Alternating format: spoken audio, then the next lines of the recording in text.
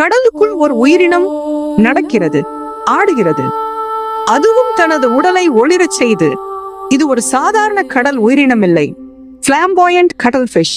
இதன் உடலில் இருக்கும் நிறமாற்ற செல்கள் காரணமாக சில நொடிகளில் மஞ்சள், சிவப்பு, ஊதா, வெள்ளை என பல வண்ணங்களில் மின்னத் தொடங்கும்.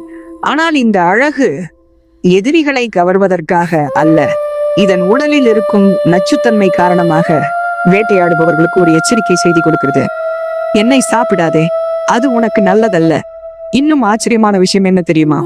பெரும்பாலான கட்டல் ஃபிஷ்கள் நீந்தும், ஆனால் இந்த உயிரினம் கடலின் அடிப்பகுதியில் தனது சிறிய கால்களால் நடந்து செல்கிறது.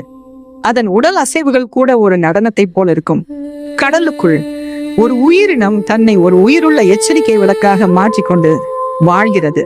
இயற்கையின் இந்த அதிசயங்கள் உங்களுக்கு பிடித்திருந்தால் தமிழை சப்ஸ்கிரைப் செய்யுங்கள்.